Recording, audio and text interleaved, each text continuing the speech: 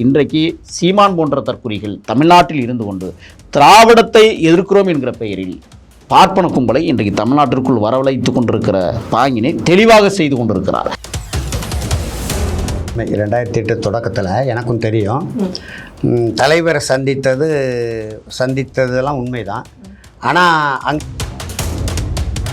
திராவிடம் என்பது ஒரு சொல்லாடலை இன்றைக்கு சீமான் போன்ற தற்குறிகள் எடுத்துக்கொண்டு தமிழ்நாட்டு அரசியல் தளத்தில் மோதுகிற சூழலை உருவாக்கி இருக்கிறார்கள் என்றால், தமிழ்நாட்டு பிரச்சனைகளை அவர் வழிக்கே நான் வருகிறேன். தமிழ்நாட்டு பிரச்சனைகளை மடைமாற்றம் செய்வதற்கு சீமான் இன்றைக்கு RSS கைக்கூலியாக தமிழ்நாட்டில் இறக்கிவிடப்பட்டிருக்கிறார் என்பதை தவிர வேறு என்ன சொல்ல முடியும்? பெரியார் தலைமை ஏற்றுக்கொண்ட திராவிடர் அமைப்பே ஒரு காலத்தில் இந்தியாவிலே தனிநாடு கட்டுது. தனிநாடு என்றால் திராவிட நாடுன்னு சொன்னாங்க. லட்சக்கணக்கான இளைஞர்களை என் பக்கம் இழுப்பதற்கு நான் பொய் மூட்டைகளை அவிழ்ப்பதை தவிர வேறு வழியில்லை என்று கங்கணம் கட்டி கொண்டு தமிழ்நாட்டில் லட்சம் தமிழர்கள் உண்மையான தலைவர் பிரபாகருடைய தம்பிகளை, பிள்ளைகளை இன்றைக்கு நச்சுப்பாம்பாக மாற்றுகிற இடத்திற்கு சீமான் வந்திருக்கிறார் என்றால், இப்போ தமிழ் தேசிய அரசியலுக்கும் திராவிட அரசியலுக்கும் எப்போதும் மோதல் தான். 100 ஆண்டு கால மோதல் இருக்கு. அதில் தமிழ் தேசியம் வெல்ல முடியாமல் தமிழ் தேசியத்தை வீழ்த்தி விட்டு திராவிட தேசியம் வென்றது அரசியல் களத்தில். சீமான் போன்ற தற்குறிகளை தமிழ்நாட்டில் இருந்து அகற்றுவதை தவிர, அல்லது சீமான் போன்ற கெட்ட புத்தி உள்ளவர்களை தமிழ்நாட்டிலிருந்து தூக்கி எறிவதற்கான காலம் வெகு விரைவில் வந்து கொண்டிருக்கிறது. அப்போ 2009 முள்ளிவாய்க்கால் இனப்படுகொலை மிகப்பெரிய துரோக செயலை திராவிடம் செய்கிறது. ஆட்சியில் இருந்தும் கூட, ஆட்சியில் இருந்த ஐயா கலைஞர் ஆட்சியில் இல்லாத போது தமிழீழத்துக்காக அவர் பேசின பேச்சு முற்றிலும் புறந்தள்ளி தமிழீழ மக்களை கொன்று ஒழிக்கும் போது இவருடைய தயவில் தான் ஒன்றிய அரசு, மன்மோகன் சிங் அரசு. அப்போ இவர் நினைத்திருந்தால் அந்த குறைந்தபட்சம் இனப்படுகொலையாக தடுத்து நிறுத்தியிருக்க முடியும். எதுவுமே செய்யலை. திராவிட இயக்கங்கள் என்ன செஞ்சிருக்கிறேன், நான் எதுவுமே செய்யலைங்கிறதான் தொடர்ச்சியாக நான் குற்றச்சாட்டு வச்சுக்கிட்டு இருக்கிறேன். இந்த மக்களை காவு வாங்குகிற அரசாகத்தான் திராவிட இந்த இயக்க அரசுகள் தொடர்ந்து தமிழ்நாட்டை கோலோச்சி ஆண்டு கொண்டிருக்கிறார்.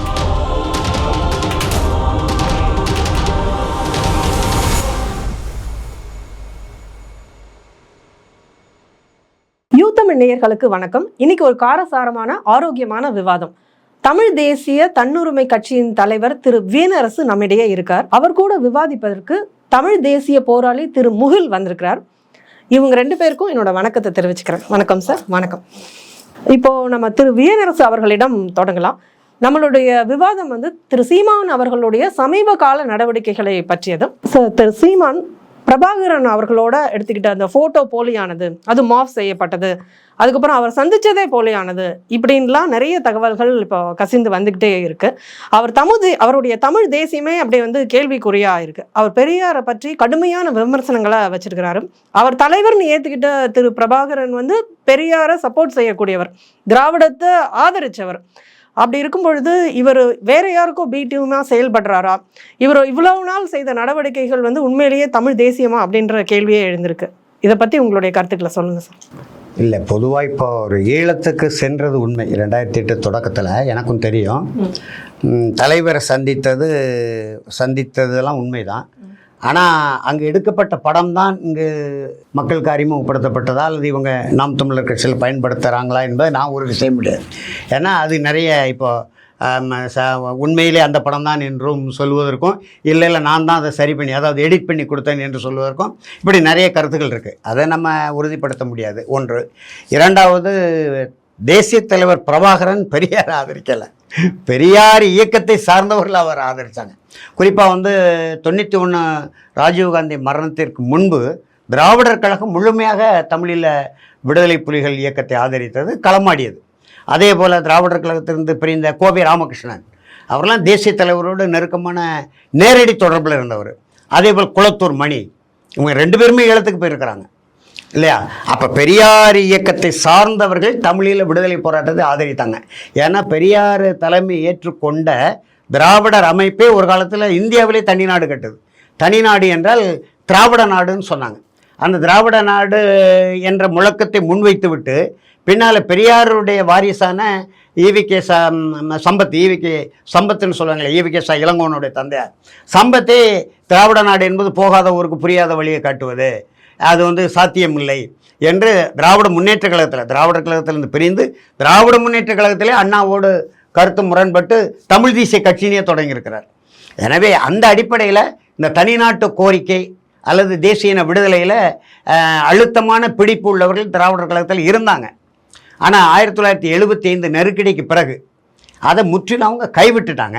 கைவிட்ட நிலையில் 75லேருந்து 83 8 ஆண்டு கால இடைவெளியில் தமிழீழ விடுதலை போராட்டம் என்று ஒரு ஆயுதம் தரித்த ஒரு புரட்சிகர போராட்டத்தை தேசிய தலைவர் மேதகு பிரபாகரன் அங்கே தொடங்கும்போது அவர் மட்டுமல்ல பல இயக்கங்கள் தொடங்கினாங்க.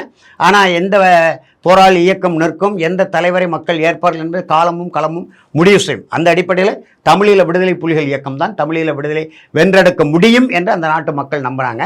அதனுடைய ஒட்டுமொத்த தலைவராக தேசிய தலைவர் மேதகு பிரபாகரன் எல்லா நிலையில் புரட்சிகர தலைவர், புரட்சி தலைவர் என்றால் அதற்கு என்னென்ன பொருள் உண்டோ அத்தனையும் பொருந்தி உள்ள ஒரு மாபெரும் தலைவராக அவர் திகழ்ந்தார். எனவே அவருடைய கொள்கை தமிழ்நாட்டு அரசியல் தலையிடா கொள்கை. தமிழ்நாட்டு அரசியலை பற்றியும் பேச மாட்டாங்க, இந்திய அரசியலை பற்றியும் அவங்க எந்த விமர்சனம் செய்ய மாட்டாங்க. மாறாக இந்தியாவினுடைய உதவியோடு தான் நாம் ஈழத்தை வென்றெடுக்க முடியும் என்பதில் இந்தியாவே புலிகளை அழித்தொழிக்கக்கூடிய நடவடிக்கைகள் அமைதிப்படை IPKFன்னு சொல்லுவாங்க. 87லேருந்து 90 வரைக்கும் இருந்து அந்த நடவடிக்கையில் ஈடுபட்டு இந்திய அமைதிப்படை திரும்பிய பிறகும் கூட அவங்க இந்தியாவை நோக்கி தான் அவங்களுடைய அந்த நேசக்கரத்தை நீட்டி கொண்டிருந்தாங்களே தவிர இந்தியாவுக்கு எதிராக எதுவுமே அவங்க செய்கிறதில்லை, செய்யவும் மாட்டாங்க. அதே போல் தமிழ்நாட்டில் எல்லோருடைய ஆதரவும் தங்களுக்கு தேவை என்று தான் தேசிய தலைவர் பிரபாகரன் கருத்தியல் வைத்திருந்தாரே தவிர இவர் நம்மை ஆதரித்தா போதும், அவர் நம்மை ஆதரித்தா போதுங்கிற இதெல்லாம் இல்லை. இன்னும் சொல்ல வேண்டுமானால் அரசியலில் எப்பொழுதுமே வாயே திறக்காத ஒரு தலைவர் இருந்தார் நம்ம ஐயா கருப்பையா மூப்பனார் தான். அந்த கருப்பையா மூப்பனாரே தேசிய தலைவர் மேதகு பிரபாகரன் போய் சந்தித்து ஆதரவு கேட்டார் என்றால் நீங்கள் அதிலிருந்து புரிந்து கொள்ள முடியும். கொஞ்ச நாளுக்கு முன்னாள் வரைக்கும் பெரியாரை ஆதரித்து நிறைய விஷயங்களை சீமான் செய்திருக்கிறார். அப்படி இருக்கும்போது இப்போ திடீர்னு அப்படி பல்ட்டி அடித்து பெரியார் மீது இவ்வளவு கடுமையான விமர்சனங்களை வைக்கிறதுக்கான காரணம் என்ன? இப்போ திராவிடம், அண்ணா, கலைஞர், பெரியார் இவர்களை எல்லாம் பிஜேபி எதிர்க்கும், நானும் இவர்களை எல்லாம் எதிர்க்கிறேன் அப்படின்ற ஒரு நிலைப்பாடுக்கு சமீபத்தில் அவர் நகர்ந்ததுக்கான பின்னணி என்ன? இல்லை, பொதுவாக நம்முடைய தமிழ்நாட்டு அரசியல், இந்திய அரசியலில் 3 வகையான அரசியல் இங்கே நடந்து கொண்டிருக்கு. 4வது அரசியல் தான் இந்துத்துவ அரசியல். இங்கே தமிழ்நாட்டில் தமிழ் தேசிய அரசியல் தொடக்கம், திராவிட அரசியல், இந்திய அரசியல், இப்போ அதையும் தாண்டி இந்துத்துவ அரசியல். இப்போ நம்ம அண்ணாமலை வந்த பிறகு இந்துத்துவ அரசியலை தூக்கி பிடித்தார். இப்போ தமிழ் தேசிய அரசியலுக்கும் திராவிட அரசியலுக்கும் எப்போதும் மோதல் தான், 100 ஆண்டு கால மோதல் இருக்குது. அதில் தமிழ் தேசியம் வெல்ல முடியாமல் தமிழ் தேசியத்தை வீழ்த்தி விட்டு திராவிட தேசியம் வென்றது அரசியல் களத்தில், அதாவது தேர்தல் அரசியல் களத்தில். குறிப்பாக இப்போ நம்முடைய சிலம்பு செல்வர் மாப்பூசி எடுத்துக்கொள்வோமே, தமிழரசு கழகம் என்று காங்கிரஸ் கட்சிக்குள்ளேருந்தே ஒரு கட்சி தொடங்கினார். அந்த கட்சியினுடைய கொள்கை 1947 இந்திய நாட்டு விடுதலைக்கு முன்பு இருந்த காங்கிரஸ் கட்சியினுடைய கொள்கை என்னவோ அந்த கொள்கை தான் சொன்னார். குறிப்பாக ஒன்றிய அரசுக்கென்று 4 அதிகாரங்கள் தான் இருக்கணும், அப்புறம் மொழிவழி தேசிய இனங்களுக்கு எல்லா அதிகாரங்களும் இருக்கணும். ஒன்றிய அரசுக்கென்று நாட்டை பாதுகாக்கிறது இராணுவம், நாணய அச்சடிப்பு, இந்தியா முழுமைக்குமான செய்தி மற்றும் போக்குவரத்து, அயல் நாட்டு அரசியல் உறவு, இந்த அதிகாரங்கள் தான் ஒன்றிய அரசுக்கு இருக்கணும்.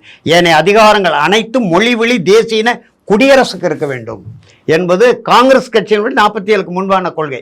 விடுதலை பெற்ற பிறகு நேரு அதில் மாற்றம் கண்டு வலிமை மிக்க இந்தியாவை ஒரு 4-5 பகுதிகளாக பிரதேசங்களாக பிரித்தால் போதும் என்கின்ற நிலைப்பாட்டுக்கு வந்தார். அதே காங்கிரஸ் கட்சியில் இந்த பொட்டி ஸ்ரீராமுலு நம்முடைய சென்னையில் எங்களுக்கு தெலுங்கர்களுக்கு ஆந்திரா தனி நாடு வேணும், தனி மாநிலம் வேண்டும் என்று கோரிக்கை வைத்து சேப்பாக்கத்திலே இறந்து போயிட்டார். அதுக்கப்புறம் தான் பற்றி எரிந்தது. அதுக்கப்புறம் வேறு வழி இல்லாமல் மொழிவழி தேசிய அந்த மொழிவழி மாநிலங்கள் பிரிவினைக்கு நேரு ஒத்துக்கொண்டார். இந்த நிலைப்பாட்டில் இப்போ தமிழ்நாட்டை பொறுத்தவரையில் திராவிட அரசியல், தமிழ் தேசிய அரசியல்னா சிலம்பு செல்வர் மாப்பூசி தமிழரசு கழகம் காங்கிரஸ் கட்சிக்குள்ளே இருந்தார். சீபா ஆதித்தனார் நாம் தமிழர் இயக்கம் என்று சுதந்திர தமிழ்நாடு கோரிக்கை வைத்திருந்தார். அதற்கு முன்பு முத்தமிழ் காவலர் கியாபி விஸ்வநாதன் நீதி கட்சி, பெரியார் வருவதற்கு முன்பே முத்தமிழ் காவலர் கியாபி விஸ்வநாதன் திருச்சி சேர்ந்தவர். அவர் நீதி கட்சி பொதுச் செயலாளராக இருந்து, நீதி கட்சி என்பது பழைய மன்னர்களின் கட்சியாக இருக்குது, பணக்காரர்களின் கட்சியாக இருக்குது, மிட்டா மிராஸ்தார் கட்சியாக இருக்குது, பழைய மன்னர்களின் கட்சியாக இருக்குது, இதை பாமரர்கள் கட்சியாக மாற்றணும், தமிழ்நாட்டை வென்றெடுக்கணுங்கிற நோக்கத்தில் தான் தமிழர் கழகம்னு பெயர் வைக்க முற்பட்டு ஈவேரா காங்கிரஸ்லேருந்து பிரிந்து சுயமரியாதை இயக்கம் நடத்தி கொண்டிருக்கார். ஒரு வலிமை மிக்க மாமனிதராக இருக்கார், அவரையே இதுக்கு தலைமையேற்க வைக்கணும் என்று தமிழ் அறிஞர்கள்லாம் பேசி தான் நீதி கட்சி தமிழர் கழகமாக மாற்றணும்னு முயற்சி பண்ணி சேலத்தில் மாநாடு போட்டாங்க. அப்போ தான் தொடங்குது இந்த தமிழ் தேசியத்துக்கும் திராவிட தேசியத்துக்குமான மோதல். அப்போ என்ன பண்ணாங்கன்னு பிறமொழியாளர்கள் தெலுங்கர்கள், மலையாளிகள், கன்னடர்கள்லாம் நிறைய பேர் இந்த நீதி கட்சியில் இருந்ததுனால கியாபி விஸ்வநாதன், அண்ணல் தங்கோ, அதே போல் நாவலர் சோமசுந்தர பாரதியார், கருமுத்து தியாகராஜ செட்டியார் மதுரையில், இந்த மாதிரியான தமிழ் அறிஞர்கள்லாம் அவர்களை வெல்ல முடியலை. அந்த திராவிடர் கழகமாக மாறிப்போச்சு. அந்த நிலையில் 1944 இந்த மோதல் தொடங்குது. ஆனால் இந்த மோதலில் கியாபி விஸ்வநாதன் வெல்ல முடியலை. தமிழர் கழகம், பிடி ராஜன் என்ற முதலமைச்சர், சென்னை மாகாண முதலமைச்சர் இருந்தார், அவங்க வெல்ல முடியலை. அதே போல் தமிழர் தந்தை சிவ ஆதித்தனார் சுதந்திர தமிழ்நாடு கோரினார், வெல்ல முடியல. மாப்போசி தன்னுரிமை, சுயநிர்ணய உரிமை கோட்பாட்டில் ஒரு தமிழ் தேச குடியரசு அமைக்கும்னு பார்த்தாரு, வெல்ல முடியல. இவங்க இந்திய எதிர்ப்பு போராட்டம் 65 மிகப்பெரிய புரட்சியாக நடந்ததுனால அதனுடைய தாக்கத்தின் விளைவாக 67 திராவிட முன்னேற்ற கழகம் வெல்லக்கூடிய ஒரு நிலை வந்தது. தமிழ் தேசியம் வெல்ல முடியல. இதன் ஊடாக தமிழீழ விடுதலை போராட்டம். அப்போ 2009 முள்ளிவாய்க்கால் இனப்படுகொலை மிகப்பெரிய துரோக செயலை திராவிடம் செய்கிறது. ஆட்சியில் இருந்தும் கூட, ஆட்சியில் இருந்த ஐயா கலைஞர் ஆட்சியில் இல்லாத போது தமிழீழத்துக்காக அவர் பேசின பேச்சு முற்றிலும் புறந்தள்ளி தமிழீழ மக்களை கொன்று ஒழிக்கும் போது இவருடைய தயவில் தான் ஒன்றிய அரசு, மன்மோகன் சிங் அரசு. அப்போ இவர் நினைத்திருந்தால் அந்த குறைந்தபட்சம் இனப்படுகொலையாக தடுத்து நிறுத்தியிருக்க முடியும். எதுவுமே செய்யலை. அந்த நேரத்தில் 2009 நாடாளுமன்ற தேர்தல். அப்போ ஆட்சி அதிகாரத்துக்கு தன்னுடைய மகனுக்கு, மகளுக்கு, தன்னுடைய கட்சிக்காரங்களுக்கு அமைச்சர் பதவி எத்தனை கிடைக்குங்கிறதுல தான் கவனம் செலுத்தினார் தவிர ஒரு இனத்தின் அழிவை தடுத்து நிறுத்தலை. இந்த அதாவது இந்த துரோக செயல் வெளிப்படுது. கொதித்து எழுந்த தமிழர்கள் அந்த நேரத்தில் தோன்றுகிற சீமான், நம்முடைய எதிரே இருக்க தோழர்கள் அந்த நேரத்தில் அவருக்கு ஆதரவாக இருந்தவர் தான். அப்போ ஒரு நாம் தமிழர் கட்சின்னு ஒன்று தொடங்கும் போது இந்த உணர்ச்சியோடு மேலெழுந்த அந்த தமிழ் தேசிய சிந்தனையாளர்கள், தமிழன் என்கின்ற உணர்வோடு எழுந்த பிள்ளைகள் எல்லாம் அப்போ யாராவது ஒருவர் நமக்கு வழிகாட்ட வேண்டும், சீமான் வழிகாட்டுகிறார், நாம் தமிழர் கட்சி, நாம் எல்லாம் அதில் இணைந்து செயல்படும் என்று தமிழ் தேசியம் வந்தது. அப்படியான சூழ்நிலையில் இப்போ நான் சொன்ன தலைவர்களை காட்டிலும் வாக்கு வங்கி அரசியல், ஐயா பல நெடுமாறனும் இருக்கிறார், தமிழர் தேசிய முன்னணிங்கிற தலைவர், வாக்கு வங்கி அரசியல் சீமான் மட்டும்தான் வெல்லுகிறார். ஆகையினால அவர் பின்னால் போனோம். அப்புறம் அதில் முரண்பட்டு தான் இப்போ நாங்கள்லாம் விலகி நிற்கக்கூடிய ஒரு நிலையில் இன்றைக்கு இருந்து கொண்டிருக்கிறோம். பெரியாரை எதிர்ப்பதற்கு காரணம் அது பெரியார் பேசாததை, சொல்லாததை சீமான் பேசவில்லை. அதில் எனக்கு மாறுபட்ட கருத்து இல்லை. ஆனால் சீமான் இப்போ அதை பேச வேண்டிய தேவை இல்லை என்பது என்னுடைய கருத்து. பேசுவதற்கான சிக்கல் நிறைய இருக்குது. காவிரி சிக்கல் இருக்குது, கச்சத்தீவு இருக்குது, முல்லை பெரியாறு இருக்குது, 8 வழிச்சாலை இருக்குது, பரந்தூர் வானூர்தி நிலையம் இருக்குது, டங்ஸ்டன் அது முடிஞ்சு போச்சு. இப்போ எங்கள் ஊரில் புதுசாக டங்ஸ்டன் என்கின்ற சுரங்கத்தை எதிர்த்து சட்டமன்றத்தில் தீர்மானம் போட்டாங்க.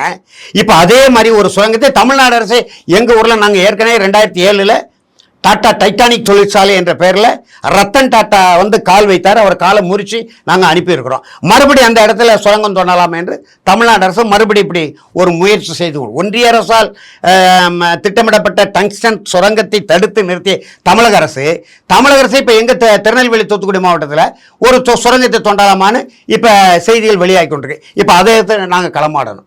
ஆனால் இப்படிப்பட்ட பேசு பொருளாக வேண்டிய தமிழ் தேசிய சிக்கல்கள் ஏராளமாக இருக்கும்போது அதை அரசியல்படுத்தாமல் இறந்து போன ஈவேராவை பற்றி பேசுவது ஒரு பயனற்ற பேச்சு என்று நான் கருதுகிறேன். அந்த நிலையில் தான் பார்க்கிறேன். அதே நேரத்தில் அதற்கு எதிராக நம்ம களமாட முடியலையே. அது பெரியாரை பற்றி பேசினா திராவிடர் கழகம், பெரியார் பின்னால் வந்தவர்கள், திராவிடர் கழகத்தில் விலகியவர்கள், கோவை ராமகிருஷ்ணன், குளத்தூர் மணி, அப்புறம் பெரியாரிய உணர்வாளர்கள் கூட்டமைப்புன்னு ஒரு நூற்றுக்கணக்கான அமைப்புகள்லாம் இப்போ தனிநபர் சீமானை எதிர்த்து போராடக்கூடிய இப்போ இதே கூட்டமைப்புகள்லாம் நான் சொன்ன தமிழ் தேசிய சிக்கல்களுக்காக போராட வரலை. ஆனால் பெரியார் என்ற ஒரு தனி மனிதரை பற்றி சீமான் பேச போய் தமிழ்நாட்டு சிக்கல் ஒட்டுமொத்தமாக மடைமாறி போகுது என்பது என்னுடைய வருத்தமான ஆழமான பதிவு. மிக்க நன்றி சார். திரு முகில் அவர்கள், தமிழ் இன படுகொலையை அவங்க திராவிடம் தட்டி கேட்கல, அவங்க அதுக்கு ஆதரவா இருந்துட்டாங்க. டங்ஸ்டனை தட்டி கேட்குறாங்க, ஆனால் அதுக்கு இணையான சில சுரங்கங்கள்ல தமிழ்நாட்டிலே கொண்டு வராங்க, இது தமிழ்நாட்டுக்கு பாதிப்பா இருக்கு அப்படின்னு திரு வியனரசு அவர்கள் சொல்றாங்க. இதை நீங்க எப்படி பாக்குறீங்க? முதல்ல தமிழ் தேசியம்னா அதற்கு வரையறை என்ன, தமிழ் தேசியத்தினுடைய கூறுகள் என்ன? இதுவரை ஐயா வியனரசு அவர்கள் நம்ம இடத்துல ஒரு வரலாற்று பதிவுகளை சொல்லுகிறார். ஆனால் எந்த ஒரு வரலாற்று அந்த தமிழ் அறிஞர்களும் தமிழ் தேசியத்துக்கான வரைகோடுகள் இதுதான். கோலார் தங்கவயலில் இருக்கக்கூடிய தமிழர்கள் யார் பக்கம் இருக்கிறார்கள், குடகுமலை தமிழர்கள் எங்கே கொண்டே நாம் விடப்போகிறோம், ஈழத்தமிழர்களுக்கான சிக்கல் எப்படி இதை முடிவெடுக்கப் போகிறோம், பெங்களூர் வெங்காலூர் என்று சொல்லக்கூடிய எங்களூர் தமிழர்களை எங்கே கொண்டே விடப் போகிறோம்? ஆக ஒரு வரையறை இல்லாத கோட்பாடுகளை தமிழ் தேசியம் இன்றளவும் தொடர்ந்து நீடித்து கொண்டிருப்பதைத்தான் நாம் பேச வேண்டிய இடத்தில் பேச வேண்டிய சூழலில் இன்றைக்கு நான் நின்று கொண்டிருக்கிறேன். குடகுமலை தமிழர்களும் அதேபோல் கோலா தங்கவயல் தமிழர்களும் எம்முடைய மக்களே. அவர்களுக்கான வாழ்வியலை நாம் எங்கே தீர்மானிக்கப் போகிறோம் என்பதை இதுவரை எவரும் வரையறுத்து சொல்ல முடியாத சூழலில்தான் ஒரு தமிழ் தேசியத்தினுடைய தளத்தின் கட்டுப்பாடுகள் எவை என்பதை நாம் கணக்கில் எடுத்துக்கொண்டால் மட்டும்தான் தமிழ் தேசியம் எது என்பதை முதலில் நாம் உணர வேண்டும். அதற்கு பிறகுதான் தமிழ் தேசியத்தினுடைய விடுதலையா, தமிழ் தேசியத்தினுடைய இன எழுச்சியா, அல்லது தமிழ் தேசத்தினுடைய அரசியல் தன்மையா என்பதை நாம் முடிவெடுக்க முடியும்.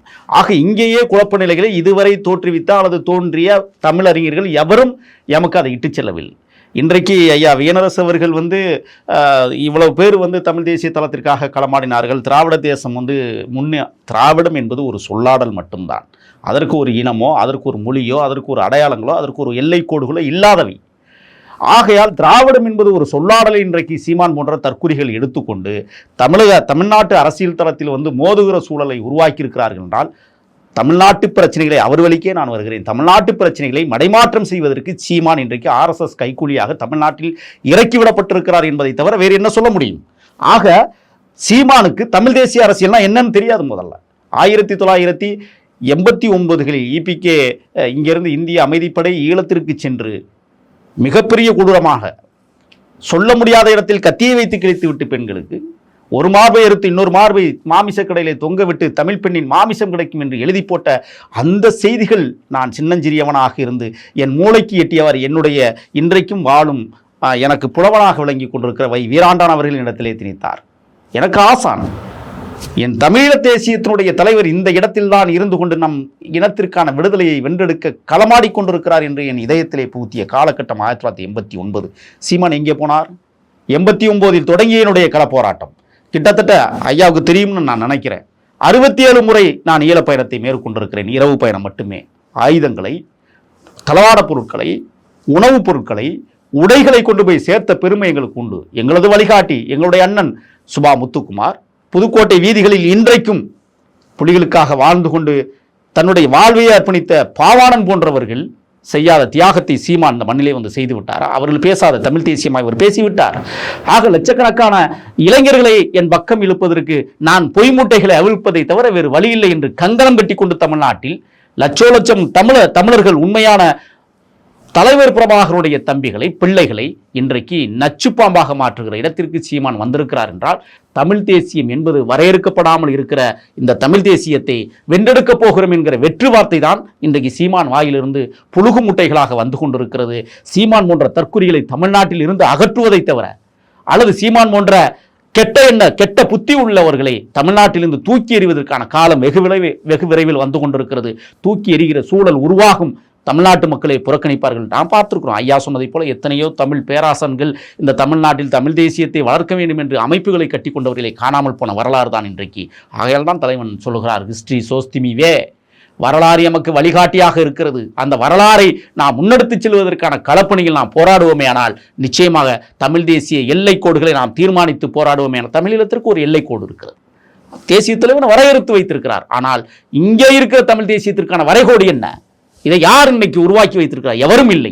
ஆகையால் கோலார் தங்கவயலில் இருக்கிற தமிழர்களையும் குடகு தமிழர்களையும் பாதுகாக்க வேண்டிய பொறுப்பும் கடமையும் இங்கே இருக்கிற தாய் தமிழ்நாட்டு தமிழர்களுக்கும் உண்டு என்பதை எல்லா அரசியல் பொறுக்கிகளும் மறந்து போனார்கள். அதில் சீமானும் அடங்குவார். இதுதான் என்னுடைய வாதம். ஓகே, இப்போ ஒரு பெரிய இயக்கத்துடைய தலைவர் பொய்யான ஒரு போட்டோ, எடிட் செய்யப்பட்ட ஒரு போட்டோ வைத்து இளைஞர்களை கவர்வது, போகாத ஒரு இடத்துக்கு நான் போய் சந்தித்தேன் அப்படின்னு சொல்லுவது, அது இப்போ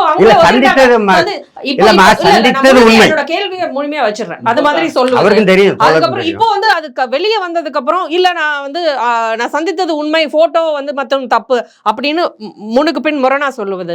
அடுத்தது சொந்த கட்சி சீமான் மறுத்திருக்காரு போட்டோ தவறானது அவர் சொல்லலையே. அந்த கட்சியை அது விவாதத்துக்குரியது. நான் அதை தோழர் கருத்தை மறுக்கல. அது விவாதத்துக்குரியது. சேர்ந்த பெண்களை ஒரு தலைவருக்குரிய அடையாளங்கள்ல இல்ல, நான் அதை கண்டித்து கொண்டிருக்கிறேன். பிசுறு என்று சொல்லுவது அருவருப்பான. இப்ப தோழர் என்ன சொன்னீங்க, அவரை தற்கொலைங்கிறதுக்கே நான் எதிர்ப்பேன். அப்புறம் இதை விட கடுமையான சொல்ல சீமான் சொல்லும்போது நான் ஏற்கவும் முடியும். காளியம்மாளை பிசிறி என்று சொல்லுவது நம்ம ஏற்கலை. தோழர்களை தொலைபேசியில் வந்து தரைக்குறைவான சொற்களை ஏசுவ நம்ம ஏற்க முடியும். ஒரு தலைவனுக்கு அது அழகல்ல. நம்முடைய தலைவர்கள் அப்படி வழிகாட்டல். மேடையில் என்ன வேணாலும் பேசுவாங்க. தனிப்பட்ட முறையில் இன்னும் சொல்ல வேண்டுமான அவர் பேசுவதை பதிவு செய்து வெளியிடுறான் பாருங்க, அது எவ்வளோ பெரிய முட்டாள்தனம். அதெல்லாம் நம்ம எதிர்க்கத்தான் செய்கிறோம். சீமான் பேசுவது எல்லாவற்றையும் நான் ஏற்கலை, நான் மறுக்கிறேன், எதிர்க்கிறேன், எதிர்ப்பு தெரிவித்து பதிவு செய்து கொண்டே இருக்கிறேன். ஆனால் நான் வந்து தமிழ் தேசிய வரலாற்றில் தமிழ் தேசிய அரசியலை, வெகுசன அரசியலை எந்த தலைவராலும் மாற்ற முடியல. அது எளிய தமிழன், அறநேர் தமிழன், ஒரு திரைப்பட இயக்குனர் என்ற முகவரியை வைத்துக்கொண்டு லட்சக்கணக்கான தமிழக ஈர்த்துட்டாங்க. அதுலேருந்து ஒரு மாற்று தமிழ் தேசிய புரட்சியாளர் வரட்டும், அதுக்கு உருவாக்குவோம். இப்போ என் மேலே குற்றம் சாட்டுறாரு. எனக்கு முன்னால் அறிமுகப்படுத்தின ஒரு தோழர் தான் முத்துக்குமார், இவர் தான். பாவாணன் வந்து அண்ணன் மிகப்பெரிய தமிழீழ விடுதலை போராட்டத்தில் அவருக்கு நிகரான ஒரு பெரிய ஈகை கிடையாது. மிகச்சிறந்த பேச்சாளரும் கூட. ஈகம் செய்திருக்காரு, சிறைக்கு போயிருக்காரு. அவரால் மக்களை தட்டி எழுப்ப முடியலையே. நெடுமாறையாவுக்கு எவ்வளவு பெரிய முகவரி இருந்தது. காமராஜரால் அறிமுகப்படுத்தப்பட்டு இந்திரா காந்தியால் அறிமுகப்பட்டு இந்தியா முழுவதும் முகவரி இருந்தது. இனப்படுகொலைக்கு எதிராக ஒரு புரட்சியை நடத்த முடியல. ஆனா இவர் நடத்துறாரா அப்படின்னா அது வினா. நீங்க பழைய காலத்து நிகழ்வுகளே நிறைய சொல்றீங்க. இப்போ தற்சமயத்துல திராவிடம் செய்யாததை தமிழ் தேசியமா இருந்து எதை சாதிக்கணும்னு நீங்க நினைக்கிறீங்க, அதில் சாதிச்சிருக்கு இந்த விஷயங்களுக்கு 2007ஆம் ஆண்டு உங்களுக்கு தெரியுமா தோழர்? நீங்க சிந்திங்க. 2007ஆம் ஆண்டு எங்க இருந்தீங்க? சிறையில் இருந்தீங்க. அதனால இவருக்கு தொடர்பு இருக்காது. 12,000 ஏக்கர் இந்த டங்ஸ்டன் அரிட்டாப்பட்டியில் நடந்தது இல்லை, அது இது 5000 ஏக்கர். இது வந்து சுரங்கம். அதே போல் என் ஊரில் 12,000 ஏக்கர், அதில் வந்து அளவிட முடியாத கனிம வளங்கள் இப்பவும் இருக்குது. அதை ரத்தன் டாட்டாவுக்கு திமுக அரசு கையளித்தது. சுரங்கம் தோண்டுவதற்கு, கனிமத்தை எடுப்பதற்கு. டாட்டா டைட்டானிக் தொழிற்சாலைன்னு அதுக்கு பேர். அதுக்கு எதிரான புரட்சியை நான் தான் தொடங்கினேன். ஒரு சிறிய அமைப்பாக இருந்தது, என் சொந்த ஊருங்கிறத நான் தொடங்கினேன். அந்த உடன்படிக்கை டாட்டா, ரத்தன் டாட்டா நேரடியாக வந்தார்.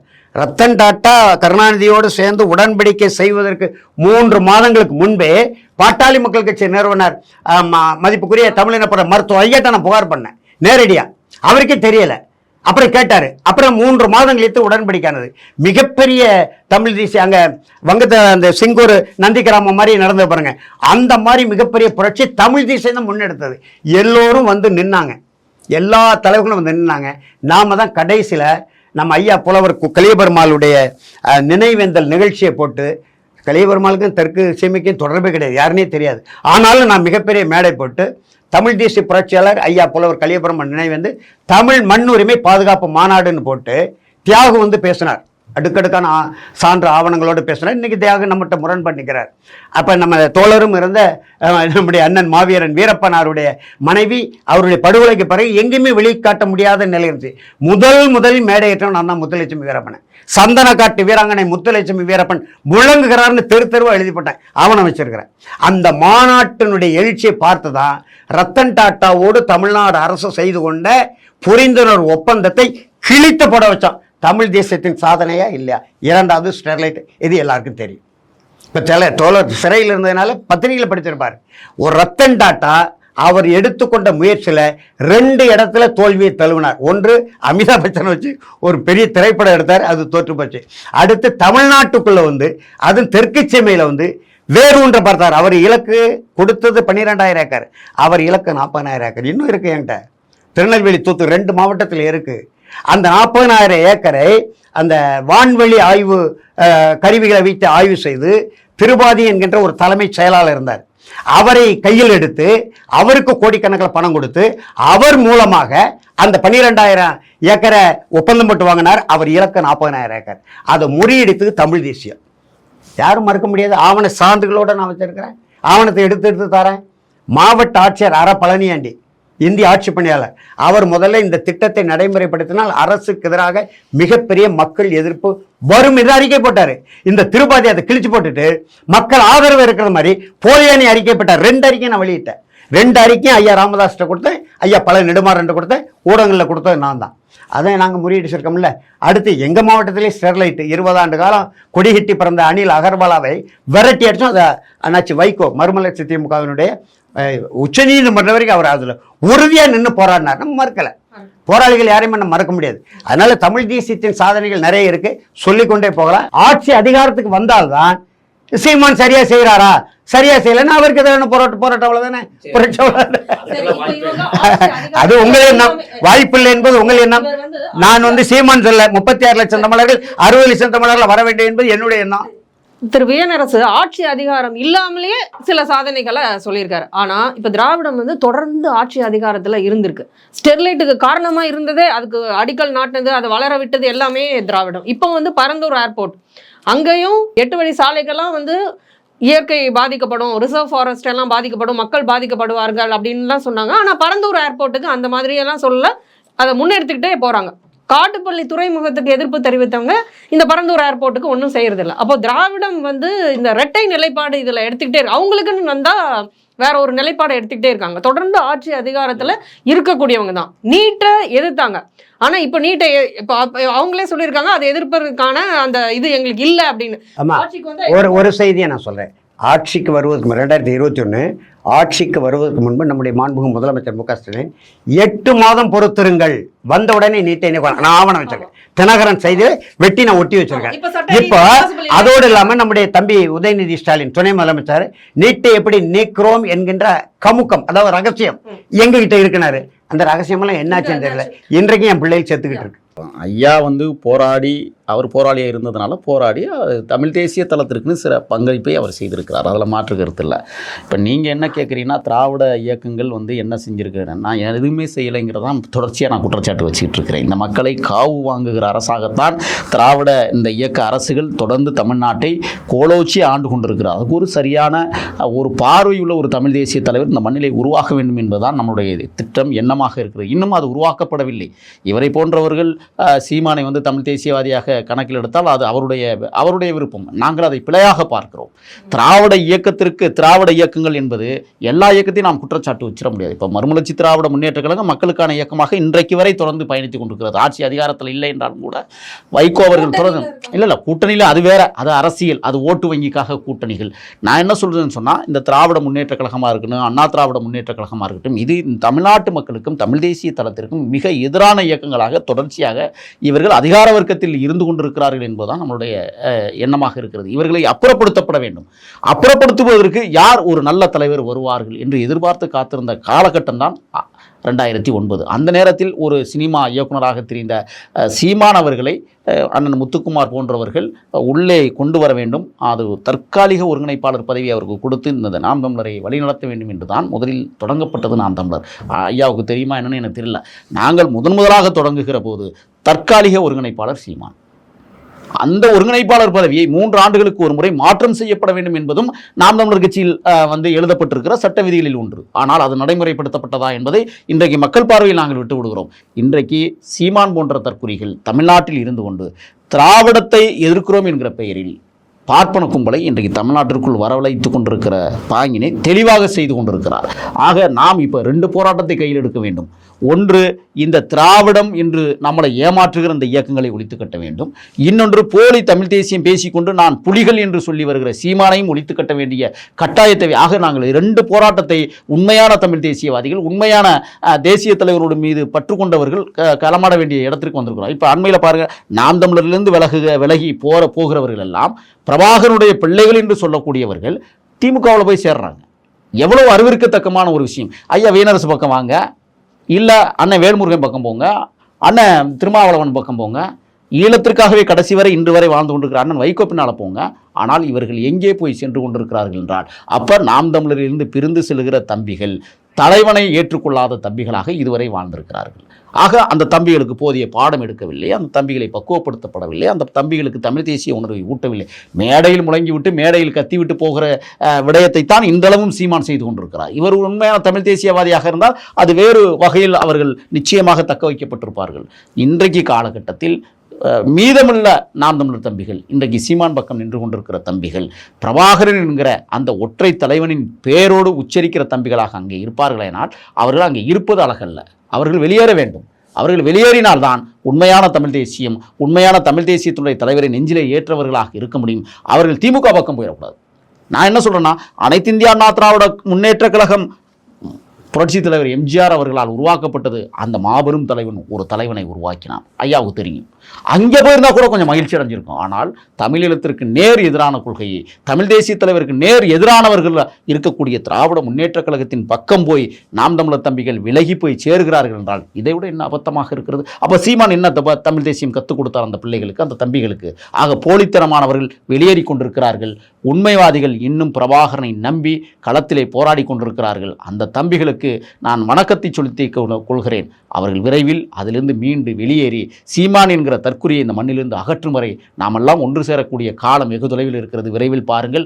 ஐயா வீனரசும் நானும் கூட ஒரே களத்தில் இருக்கக்கூடிய சூழல் உருவாகி கொண்டிருக்கிறது. ஆகையால் இன்றைக்கு அவர் பேசுகிறார், பேசட்டும். சீமானை ஆதரிக்கிறார், ஆதரிக்கட்டும்.